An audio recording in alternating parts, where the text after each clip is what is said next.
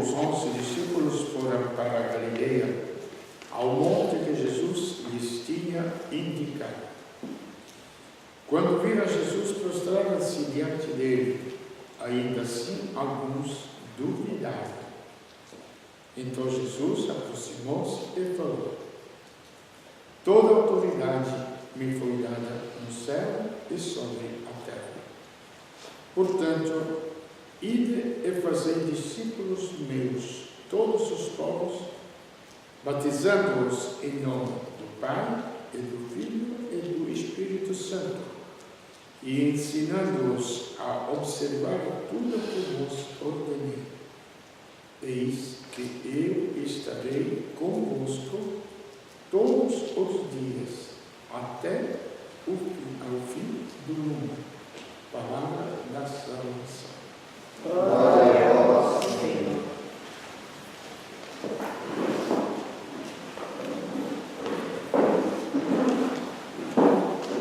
Juntado à festa de hoje e com a continuidade da carta aos Hebreus, nós podemos ver como é humana, que ser humana terrestre, e que entra na criação toda a redenção é aquilo que se chama do Evangelho. Nós celebramos movimentos agora do Espírito Santo. Já teve uma época, tempos idos, mais ou menos 1200, assim. Não está o Joaquim, o Calabrese, que era da Calabria, Joaquim, que escreveu que tem o mundo tem 3 tempos. Um tempo da criação, onde Deus criou do nada todas as coisas. O tempo da redenção, a vinda de Deus no Filho, em Cristo, feito homem, e o tempo do Espírito Santo. O abade Joaquim, coitado, muito se iluminava um pouquinho por eles, sim, quer dizer, talvez até no mundo moderno possa se pensar um pouquinho que seja o tempo do Espírito Santo pelos movimentos, mas não existe isso. É tudo entrelaçado, é aí que vem a fé, que eu chamo, digo, é cristã. É entrelaçado na criação, onde Moisés fala: não há Deus no céu e sobre a terra, porque mostrou os seus prodígios ao povo de Israel, fazendo-os sair do Egito. Historicamente, temos que pensar bem claramente: o Egito era a maior potência daquela época, armada. Não ia deixar sair um povo de escravos que estava construindo suas cidades ricas, não? A não ser que alguém mais potente do que o império do Egito pudesse vir e derrotá-lo. E Moisés lembra ao povo de Israel que Deus interveio. Isto é histórico. E claro, quer dizer que quando digo histórico, é que a fé se baseia em fatos muito claros. Não é devaneio psíquico, um devaneio espiritual, sem pé nem cabeça. Se não entra dentro da vida cotidiana e dentro dos nossos ossos, da nossa carne e dos nossos acontecimentos. Não existe uma fé sem a carne humana. Não existe uma fé verdadeira. É uma crença. Como tantos outros, tinha a crença que existiam outros deuses, e que até intervinha nas histórias humanas, mas se nós olharmos estes deuses, será algum Deus que devia ser o Criador, o sentimento. Os outros era mais uma projeção daquilo que o ser humano queria. Então ia para a guerra, criou o Deus Marte, que era protetor da guerra, como hoje em dia. Nós criamos os santos que nos protegem de acordo com a nossa necessidade, não é? E a gente chama isso de fé. É gozado. Então, quem acredita na macumba, quem acredita nisso, quem acredita naquilo, quem acredita em São Edviges, quem acredita em São Cristóvão, que dirige o carro quando não bate, e aí por diante, não é? E não é. São acontecimentos históricos, é uma história. Então Moisés fala ao povo: existe outro Deus que possa derrotar os inimigos humanos visíveis? Era aquela época histórica do povo de Israel que ele escolheu. Então Deus mostrou os prodígios diante dos vossos olhos. Lembrai-vos desses prodígios para crer que existe um Deus, porque a gente não vê Deus. Então estes prodígios foram conduzidos pelo deserto e os alimentou durante 40 anos. Não é brincadeira, é uma geração inteira. 40 anos alimentados pelo maná no deserto. Alimentado, bebendo água jorrando de uma rocha, que seria o próprio Cristo. Esta é a primeira parte, está certo. Mas a história de Deus e da humanidade não para aí. Depois que foi criada, aí precisava redimir esta humanidade. Por quê? É aí que está o problema. Por quê? Você criou um filho perfeito, a doença entrou no teu filho. O que vai fazer? Tem que levar ao médico. Tem que dar um remédio, não é? Tem que cuidar daquela saúde que foi dada. Aquilo que nós chamamos de pecado. Isso que eu falei muitas vezes. O pecado, a manifestação do pecado. Se você tem uma febre continuada, já não é mais resfriado. É sinal que existe algo mais profundo.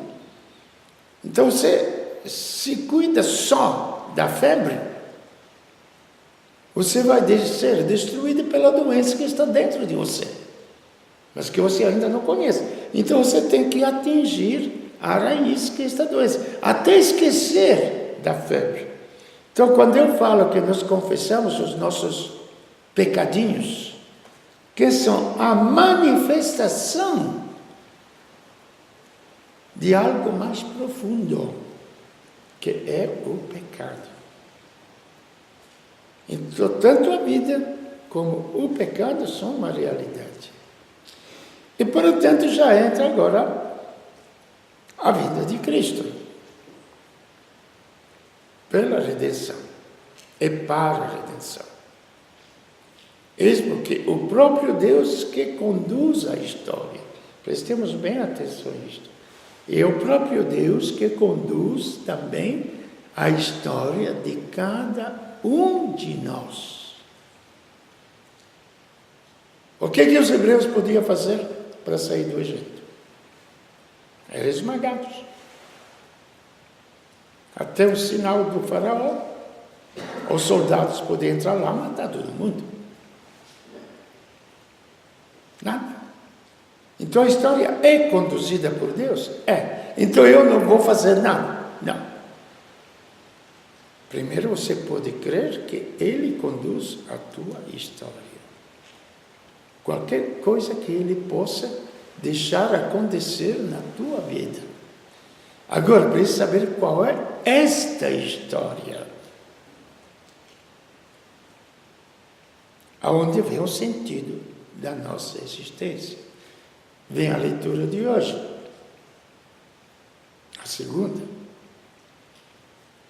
Nós somos adotados por Deus como filhos. Então, a revelação do ser humano. Quem é o ser humano? É realmente um filho de Deus. Mas antes tinha que vir esta redenção. E os hebreus acreditaram e foram até a terra prometida, onde existia lá na Palestina. Ele foi dado em Jerusalém. Com Davi, ele foi criado um grande reino. Salomão vinha de toda parte pela sabedoria que conduziu o povo. Foi uma grande potência o povo de Israel. E eles pensaram que isto fosse definitivo. Não era definitivo. Era na espera daquele que criaria o mundo definitivo. E aí, às vezes, insisto, vejo tanto nas orações que a gente faz, que se transforma a vida cristã, mais ou menos, quase no solidarismo. O solidarismo, gente, todo mundo tem, mais ou menos. Pode ser por política, pode ser por interesse, pode ser por compaixão, mas isto não resolve o problema da vida. A vida tem um sentido muito maior do que ter uma casa, ter uma comida, ter uma saúde boa por um certo número de anos. E muito mais. Este é o grande problema que acontece na parte prática do cristianismo. Então, isto é muito mais. Acontece que atinge o nosso espírito, e no nosso espírito penetra o próprio Deus com o seu espírito. São Paulo fala claro. Quando o Espírito de Deus nos penetra, eu não saberia como explicar para vocês isso, porque só pode ser uma experiência. Não sei quando isto vai acontecer na vida da gente. Num momento ou outro, no fim da vida, quando o Espírito de Deus se une, ele fala claro, ao nosso espírito. Se une ao nosso espírito, eis que o ser humano reconhece Deus como Pai e é atraído por Ele. Atraído para qual terra? Aí que está o problema. A terra prometida, definitiva. Não temos aqui, nós veremos depois, não temos aqui cidade permanente. O ser humano não tem aqui cidade permanente. Se nós lutarmos como se esta terra fosse a única morada, estamos falidos. Aonde vem a grande doença que chama agora do século moderno? Qual é, Lúcia, a grande doença do século moderno? A depressão. O que é a depressão? Não vamos diretamente a Deus. O que é uma depressão que acontece na maioria dos casos? Começa a faltar saúde, os interesses, e que mais? Os afetos. Se cria o vazio de tudo aquilo que era a nossa vitalidade. Vitalidade para o trabalho, para isto, para aquilo. E a gente entra em depressão, não tem mais motivo para viver. Esse é o grande problema. E é problema. Como é que você vai enfrentar isto? Existe uma realidade que pode nos motivar, mas uma realidade viva. Porque a depressão é uma coisa viva. É um vazio vivo, real. É uma falta de vida, falta de vigor vital que nos leve a agir, a ser interessada. Por quê? Porque os adolescentes estão cheios de vida, porque a inteligência funciona, o físico, isso, aquilo, tem projeto, tem futuro. Aqui vem aquilo que tantas vezes eu falei. A gente olha atrás, vai procurando as raízes da minha família, do meu povo, da minha história, e fica revendo aquilo com saudade. Então se diz que sem raízes não tem presente, para saber de onde que eu venho. Pode ser até, mas não tem presente sem futuro. Quando você não tem mais futuro, acabou o presente. Porque tudo nós fazemos para o futuro. As crianças estudam, se formam para um futuro. Então precisa ter uma meta, porque senão acontece que nem uma festa. Fazemos uma festa, beijos, abraços, comida, bebida, etc, etc. Tem coisa mais triste do que quando acaba uma festa. Acabou. E assim é a vida. Então por isso que entra dentro da nossa vida. E por que isso? Aí que está o fundamental daquilo que é o pecado. Se o pecado não são os defeitos que nós confessamos, qual é o fundamento do pecado? É o próprio Deus que nos revela o fundamento do pecado. O meu povo cometeu 2 pecados. Você sabia que só tem 2 pecados? Não? Não. Como tem os 10 mandamentos, tudo, como é que ele tem só 2? Só tem 2 pecados. Deixaram a mim fonte de água viva. Então, o primeiro pecado, ter abandonado a Deus, fonte de água viva. Fonte da vida. Esse é o princípio. Segundo, cavocaram para si cisternas ocas que não retêm as águas. Quais são as cisternas ocas? Todos os ideais que o mundo cria. Pode ser riqueza, pode ser saúde, pode ser beleza, pode ser amores humanos, tudo em função destas coisas. Mas como até os amores humanos se ocupam o lugar de Deus, são cisternas ocas que não retêm as águas. É o amor de Deus que se manifesta nos amores humanos.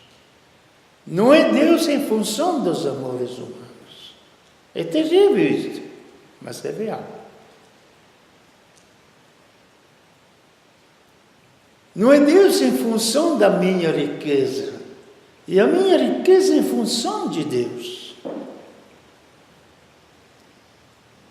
Não é a minha saúde, não é Deus em função da minha saúde. Sim, quantos votos que se fazem? Milagre. Minha Nossa Senhora, me ajude, meu filho está doente, isso e aquilo, não é?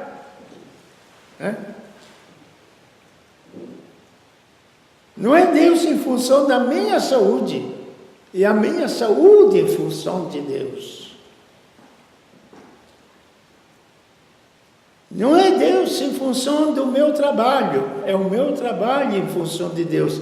Essa é a grande revolução que aconteceu. Então, crer em Deus, viver em Deus, não quer dizer não usar a inteligência, não usar os afetos humanos, não usar a saúde, não. É usar tudo isto em função de Deus. Mas para tanto, precisava exatamente algo que pudesse atingir o coração do homem. E isto, antigamente, era feito pelos sacrifícios. Era feito... Ontem nós estávamos assistindo um povo, não sei onde que arrumaram este povo. Tudo pelado por aí, povos antigos que parece ainda as guerras feitas com bastão, não tinha nem machado, não tinha nem pedra, não sei onde que arrumar, se existe ainda isso. É incrível, estava passando lá e vendo o medo deles dos fantasmas, que podia acabar com o grupo deles, porque só vivia em tribo. Não?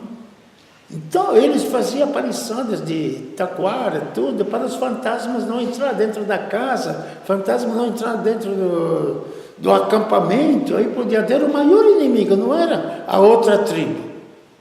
Então, eles tinham que lutar contra a tribo.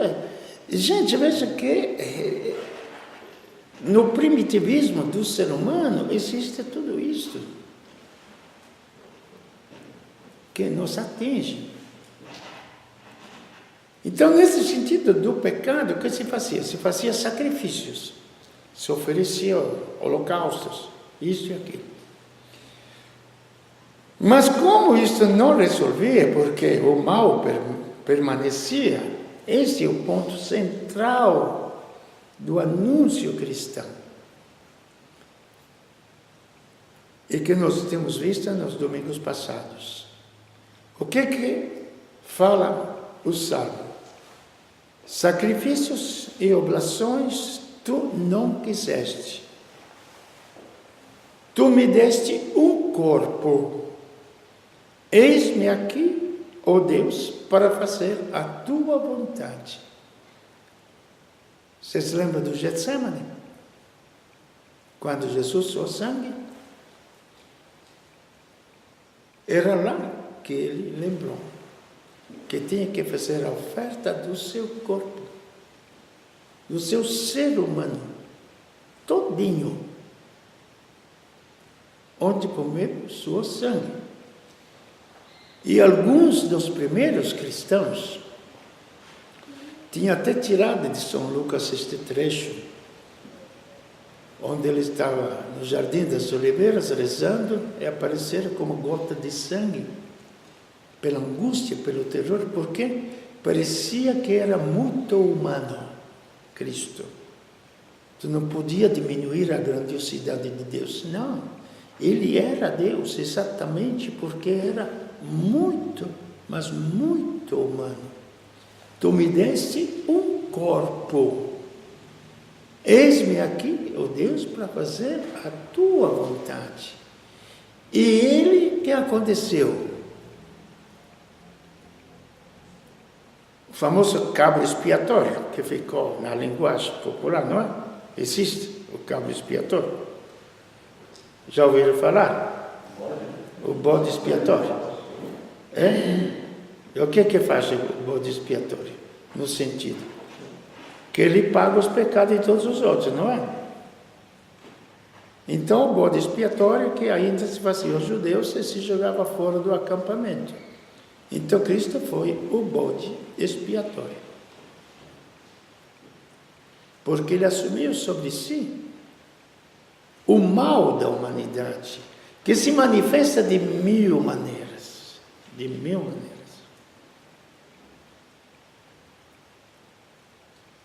E que acontece neste momento?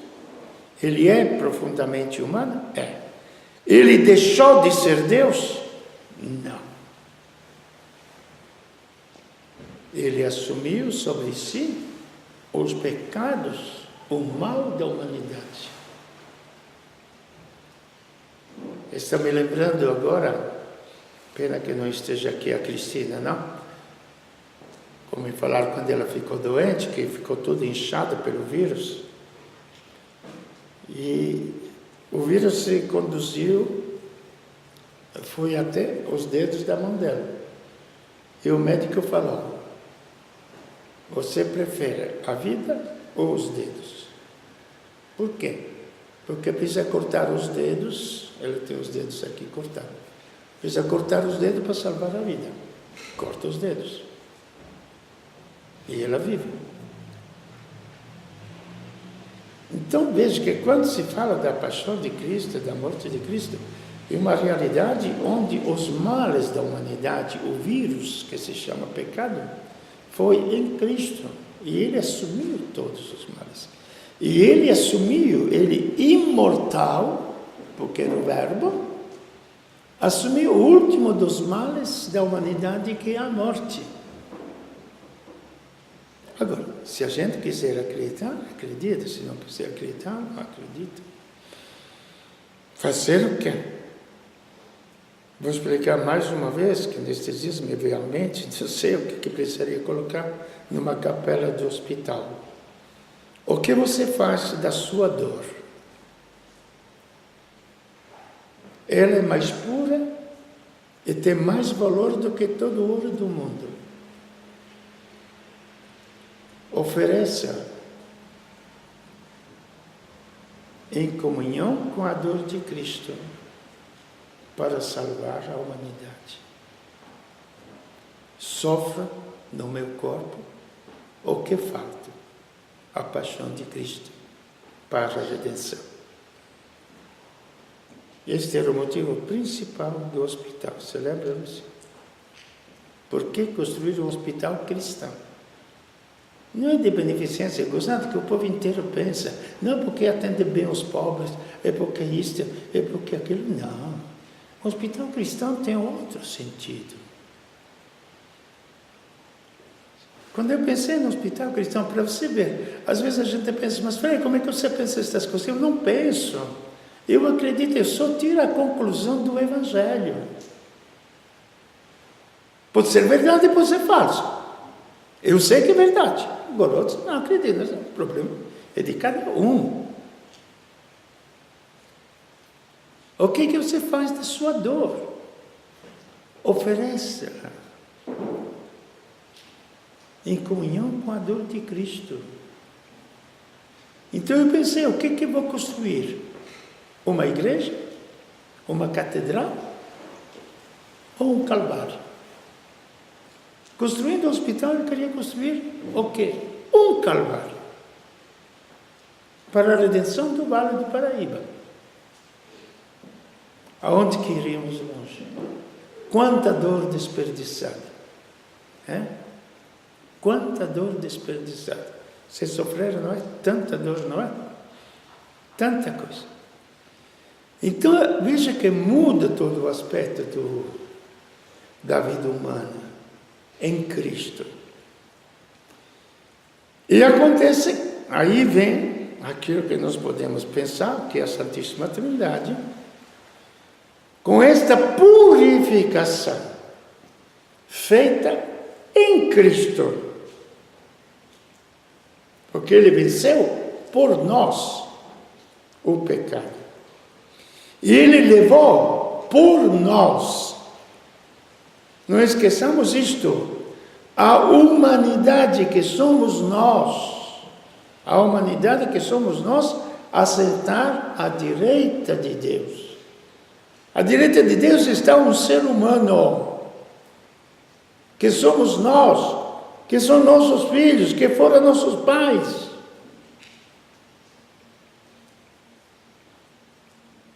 E ninguém pensa que esta grandiosidade do futuro do ser humano está à direita de Deus.